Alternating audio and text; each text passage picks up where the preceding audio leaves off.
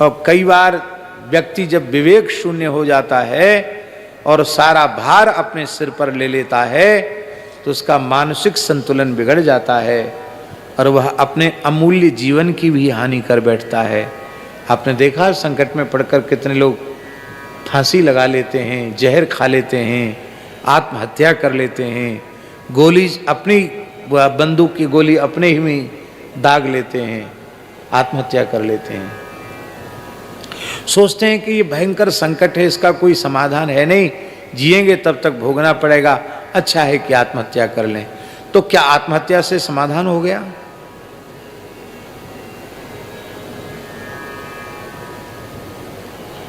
आत्महत्या से समाधान नहीं हुआ, और भयंकर समस्या पैदा हो गई। आत्महत्यारे की सदगति नहीं होती, 1000 वर्ष के लिए प्रेत की योनि मिलती उसको, शास्त्रों में लिखा है, गरुड़ पुराण में कई जगह है। आत्महत्यारे के संबंध में महाराज जी लिखा है, बड़ी विचित्र बात है, क्या कहें। सब बातें लोगों को सुनकर खराब भी लग सकती हैं, लेकिन प्रसंग आ गया तो हम कह देते हैं। जो मनुष्य आत्महत्या करे वह अपने परिजनों के द्वारा संस्कार का अधिकारी नहीं है।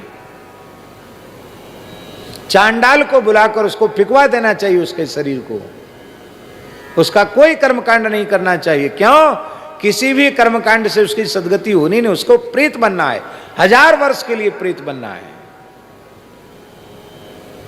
आत्महत्या कोई समाधान है?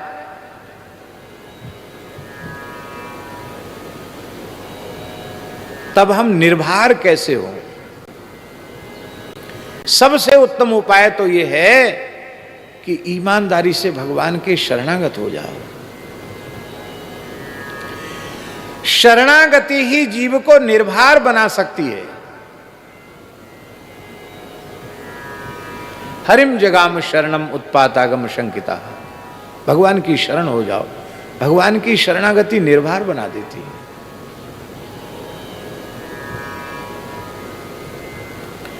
मान लो किसी में शरणागति का भाव दृढ़ न हो सके,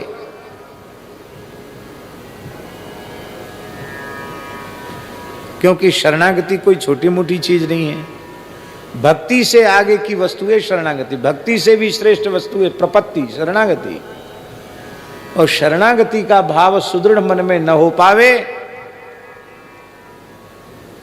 तब उसका दूसरा उपाय है निर्भर होने का। वो मध्यम है, मध्यम कहो या तृतीय श्रेणी का कहो, उत्तम उपाय नहीं। उत्तम उपाय तो है भगवत शरणागति।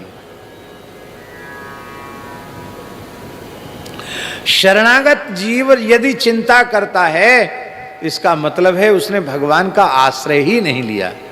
आश्रय लेने के बाद फिर चिंता किस बात की?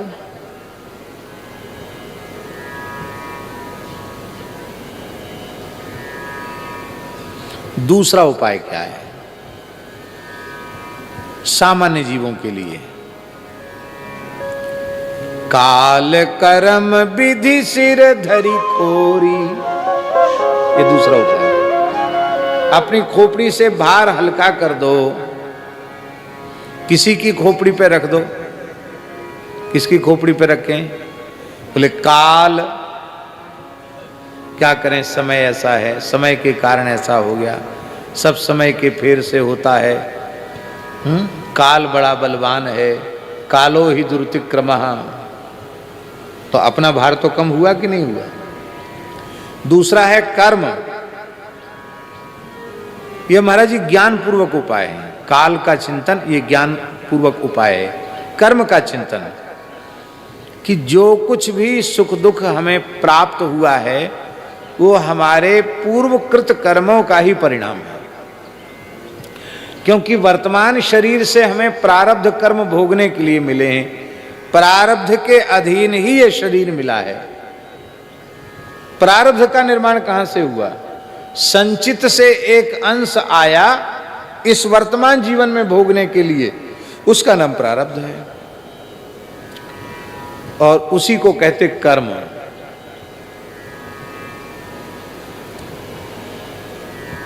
तो हमारे संचित कर्म ही ऐसे थे जिन कर्मों से इस प्रकार के प्रारब्ध का निर्माण हुआ। इसमें हम किसी को क्या दोष दें? इसलिए अपनी खोपड़ी पर भार रखना अच्छा नहीं, ये तो कर्म के कारण ऐसा हो गया। ये दूसरा है। और तीसरा, बोले काल भी समझ में नहीं आवे, कर्म तक भी हमारी दृष्टि न पहुंचे, तो तीसरा उपाय है विधाता के सिर पे धर दो। और ये तो सभी कर लेते, इसमें ज्यादा कठिनाई नहीं है।